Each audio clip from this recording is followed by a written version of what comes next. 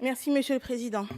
Madame la Ministre, Monsieur le rapporteur, mes chers collègues, la proposition de loi « Entreprise nouvelle, nouvelle gouvernance » a fait l'objet de débats riches et respectueux des opinions de chacun en commission des lois.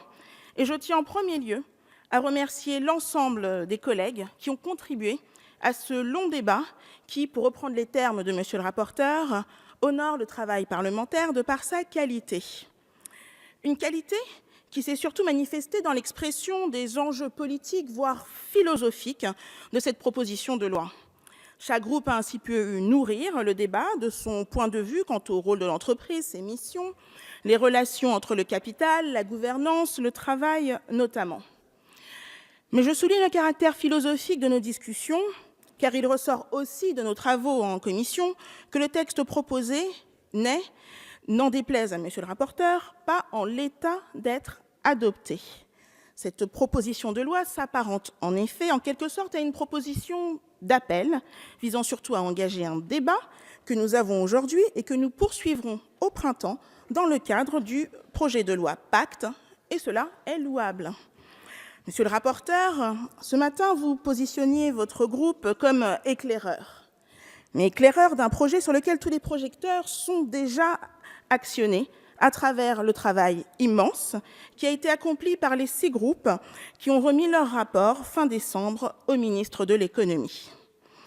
La volonté du gouvernement d'associer le plus grand nombre à travers une consultation publique doit être saluée. Et vous le savez, on ne peut décemment voter une loi 3 jours après avoir dit à nos concitoyens qu'ils seraient sollicités dans l'élaboration du projet. Sur la méthode, mes chers collègues, il faut ajouter que ce texte comporte un certain nombre de dispositions qui viendraient suppléer ou remettre en cause des mécanismes mis en œuvre très récemment, que vous avez pour certains vous-même voté lors de la précédente mandature et qui n'ont pas encore pu produire leurs effets ou qui n'ont pas encore été évalués. Surtout, et cela a été rappelé tout à l'heure par mon collègue Erwan Balanant, ce texte comporte de nombreuses dispositions qui révèlent une nécessité de poursuivre nos travaux pour en préciser tant le champ que la teneur. Sur 11 articles, 5 sont à mi-chemin entre la demande de rapport d'information et la proposition de mesures concrètes. Nous avons relevé cette difficulté en commission. Et force est de constater qu'en commission, aucun des groupes parlementaires n'a été en mesure d'alimenter le texte sur les bases fournies. En effet, en commission, nous avons étudié d'une part des amendements de suppression de notre collègue des Républicains et d'autre part quelques amendements de Monsieur le rapporteur venant préciser, affiner son projet de texte initial. Nous avons donc entendu au sein de cette commission lors de nos travaux un certain consensus quant à la nécessité de poursuivre le travail de rédaction de cette proposition de loi dans une co-construction, bien évidemment. Alors vous me direz, et je l'ai entendu, que c'est peut-être le travail de la majorité. Mais en la matière, vous savez, le calendrier était connu et la majorité est déjà à l'œuvre. Vous me direz peut-être que s'il n'y a pas d'amendement, c'est parce que ce texte serait parfait. Et là, nous serons bien sûr en désaccord sur ce point. Car si la révolution de notre modèle économique est bel et bien en marche, je crois, à la lecture de ce texte, qu'il y a encore beaucoup de chemin à parcourir. Si nous reprenons le fond du texte, sur ce point central qui est celui de la définition de la société, oui, il faut proposer une rédaction qui permette de mieux conformer notre droit au champ des responsabilités auxquelles des entreprises peuvent ou doivent être exposées. Mais votre proposition de loi semble confondre ce qui relève des conditions de constitution d'une société, de sa validité, avec ce qui relève de la vie de la société et de sa gestion quotidienne. Surtout, votre proposition de loi vise la notion d'entreprise que nous n'avons toujours pas définie en droit. Et cela est notamment dans la feuille de route de la mission interministérielle lancée le 5 janvier dernier. Il faut engager une réflexion sur le rôle de l'entreprise et l'articulation entre les 3 entités que j'évoquais tout à l'heure, actionnaires, dirigeants, salariés, qui concourent ensemble à la réussite de l'entreprise. Et finalement, le vrai sujet, c'est celui de l'articulation entre la dynamique d'entreprise et son utilité sociale et environnementale. Vous évoquiez la proposition de mon collègue Stanislas Guérini, qui appelait à la création d'un statut de société à mission. Il s'agit d'une proposition à envisager qui va en ce sens, et nous attendons surtout les conclusions de la mission interministérielle sur ce sujet. Sur un second élément, relatif au renforcement de la présence des salariés au sein des conseils d'administration, doit-on souligner que vous avez vous-même voté la loi Rebsamen et donc soutenu les seuils qui sont actuellement applicables? Doit-on souligner que cette loi est entrée en vigueur dans sa dernière rédaction le 1er janvier 2017, donc il y a tout juste un an, et qu'il n'a pas encore été procédé à son évaluation? Doit-on souligner que les organisations salariales syndicales ne demandent pas à ce que 50% des conseils d'administration soient constitués de salariés?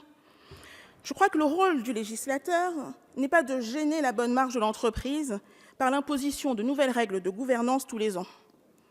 Le conseil d'administration est un organe qui définit les orientations stratégiques de la société. En cela, c'est un organe du temps long et dont il faut considérer les évolutions avec méthode pour assurer leur efficacité.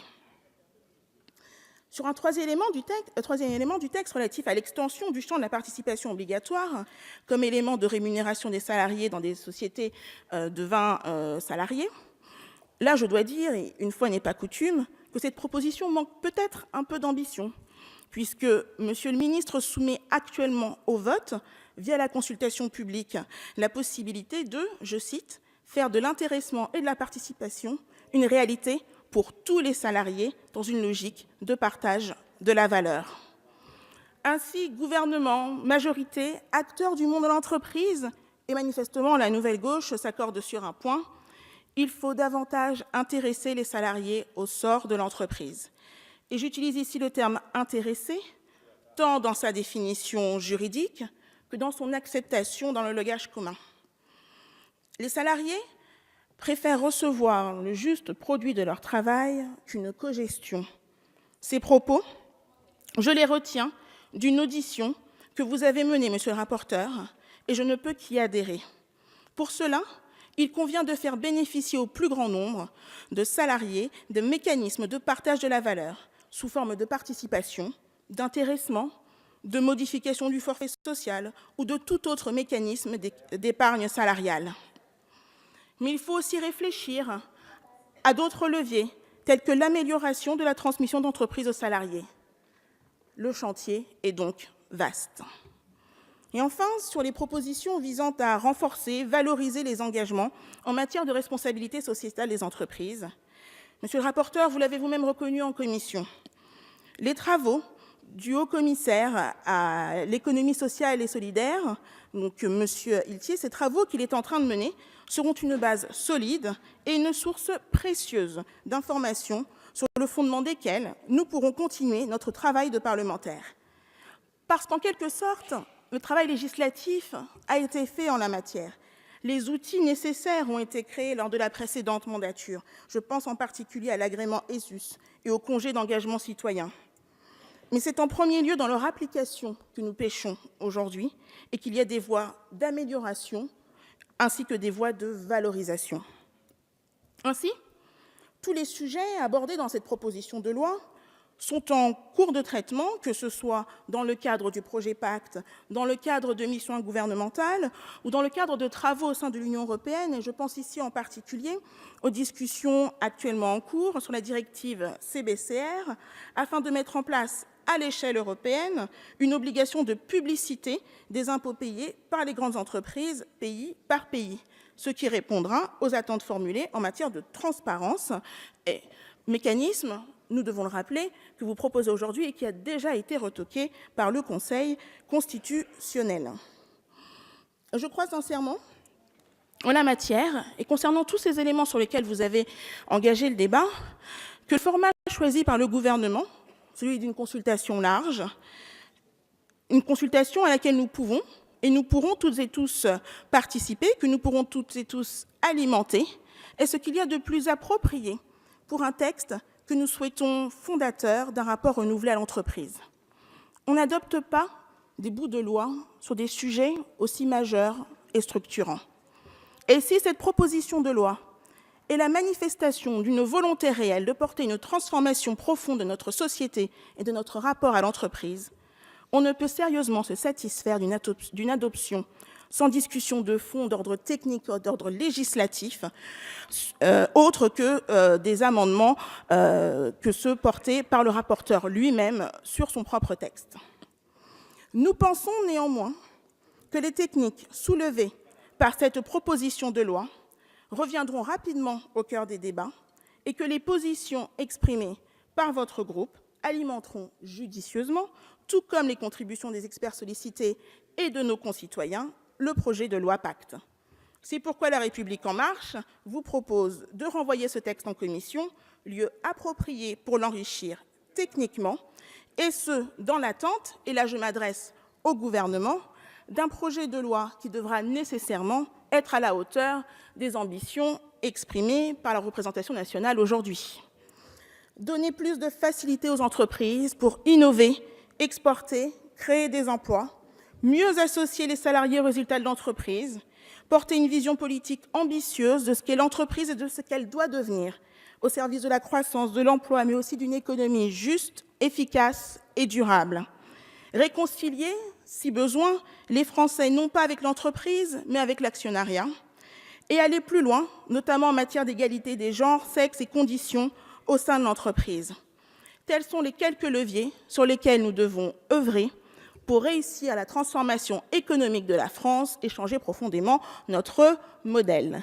Le ministre de l'économie l'a dit précédemment, il y a énormément d'actions possibles et la majorité, tout comme je l'espère, l'ensemble de la représentation nationale, restera mobilisée au printemps pour co-construire cette réforme dont nul ne doute qu'elle sera ambitieuse.